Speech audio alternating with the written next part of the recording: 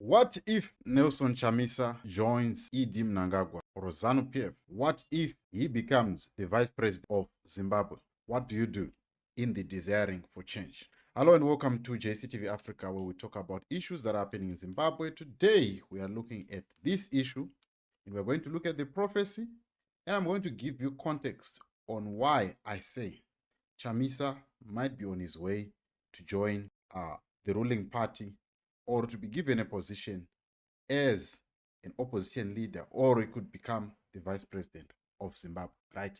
But before we do that, if you are looking for laptops in Zimbabwe, you are looking to buy laptops, good second-hand laptops that are still in good condition, back to school promotion is one that you are seeing on the screen. Please get in touch with the numbers that are on the screen, and they will deliver the laptop to you, whether you are anywhere around Zimbabwe, in Harare, or you are in Bulawayo. They will make a plan to deliver that. That being said, let's get into the prophecy first. Okay, let's start it. God said to me, I must warn the opposition leader. Hallelujah. No matter you can call for fresh elections. Hallelujah. It's an impossible thing. That's what God said to me. But God said to me, I must warn him that they are trying to find people who can make him to reason. Who can make him to what? To reason. You see, these shameful elections that they did, they will try to He calls it shameful elections. They give him a position. You hear me? Like not a unit government, because a unit government you share things together. I don't know what can I call it. Hallelujah. It will be just a cover-up. God is saying there are people in SADC who are planning to do that, to make him to bow down before their pressure. If he allows, God say I must warn him, if he allows himself to be part of that, he is finished. Hallelujah. So God say I must tell him he continue fighting. He mustn't stop fighting, he must continue fighting, and he mustn't agree to unite with that ZANU party.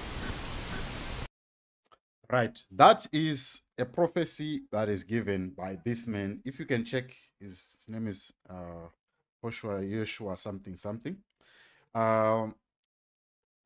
The reason why I give this prophecy, I believe that Zimbabweans, most of us, we believe in prophets and prophecies. We believe in all of that. That's why I bring such prophecies to you. However, let me look at 4 points that I've jotted down and why Chamisa could be forced to accept a position in government.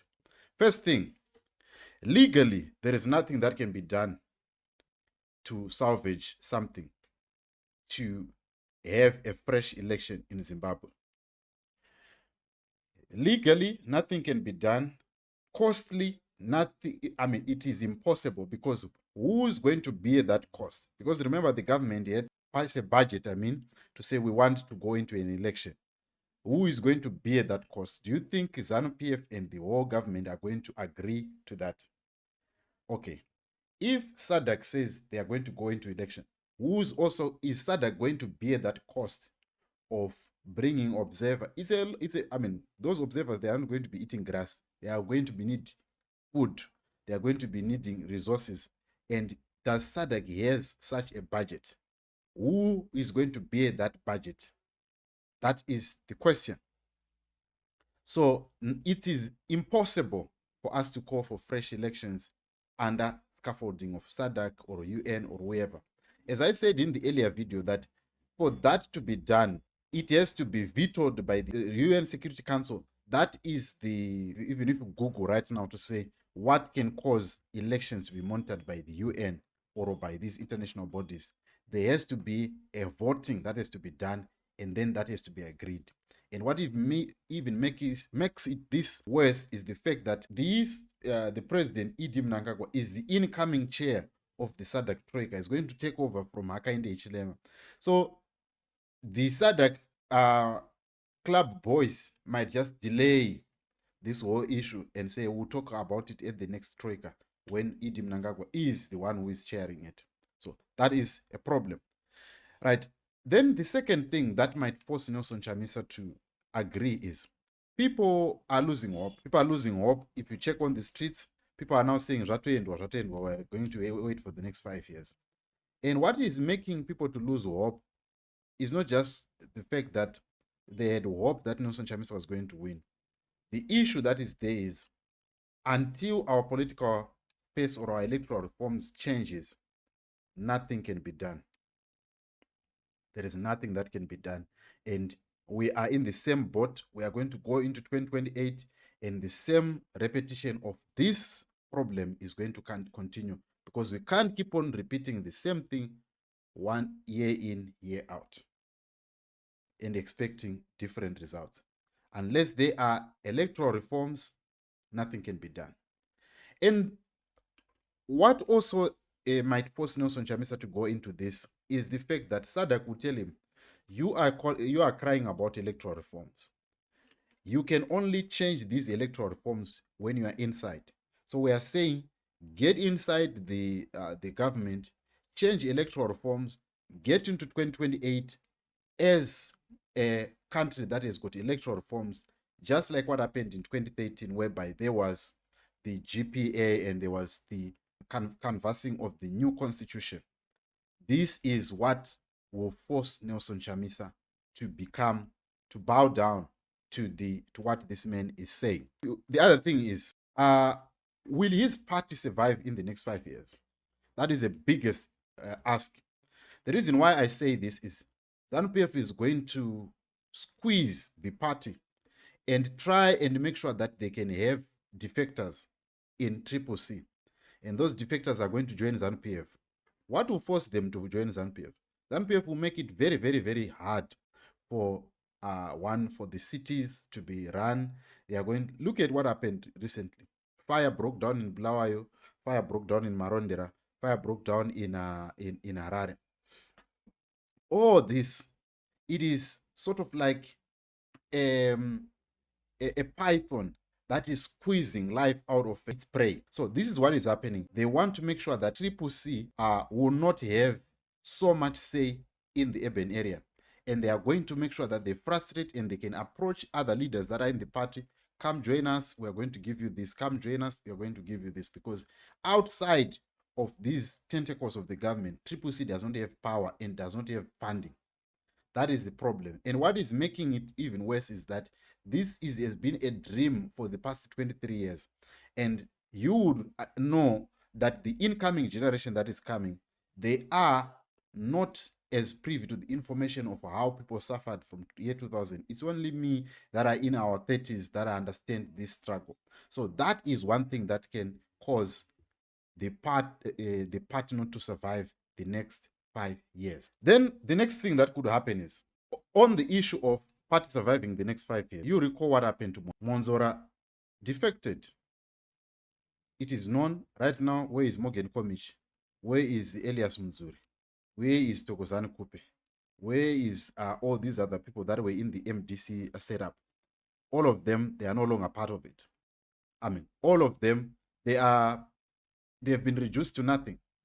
So this is what ZANU-PF will try to do in the next 5 years. They will make sure, if they manage to destroy the MDC in the past 5 years, what will stop them to destroy Triple C now? They have all the resources at their disposal. Triple C can be disbanded and can be called a terrorist organization, and it can be disbanded, and that's it. So those are the things that you must also look into. That will Chamisa and Triple C survive it, right? So based on all this, I believe SADC is going to come with a proposal, and that proposal is Nelson Chamisa must join ZANU-PF, so that SADC does not have to bear this cost of having to have an influx of citizens getting out. Right now, there was a video that was done by Zico, whereby Cyril Ramaphosa is saying we are going to deal with illegal immigrants in South Africa. That is a strong statement, and it will be taken seriously. We're going to see a lot of Zimbabweans being persecuted. So SADC will try and push Mnangagwa, one, to have a conversation with Nelson Chamisa, and also push on the other side for Chamisa to agree to this so that he can save Zimbabwe. Just like what happened in 2008, whereby even Morgan Tsvangirai was saying that I could say no. But these are the things that you must look into to say, for the sake of the progress of the people, so that people cannot continue getting killed, so that people cannot continue being persecuted, let us agree. One might say, oh, maybe it's selling out. Maybe it could be selling out, but because of our polarity in our in our political situation, I think it could be a step in the right direction, because at the end of the day, the politics in Zimbabwe affect the Zimbabwean people more than it affects the political leaders in Zimbabwe. The political leaders, do you think that Nelson Chamisa will fail to attend the school? Do you think Tendai Biti's family is going to suffer? Do you think that these political leaders that are with us, they have sleepless nights about having food? No, but the ordinary Zimbabwean is the one that will be suffering. So, for the sake of peace, I think it could be a good thing. But you tell me what you think. If Nelson Chamisa is going to get into this pressure, and do you think that there is anything that SADC can do that Nelson Chamisa wants, or that Nelson Chamisa is demanding, that we want fresh elections to be done in Zimbabwe? Do you think it's possible? Do you think SADC has got those powers to encroach into the solidarity of a sworn-in president right now? I would love to hear your thoughts in the comment section. Thank you so much for watching. Please subscribe. I'll see you on the next video.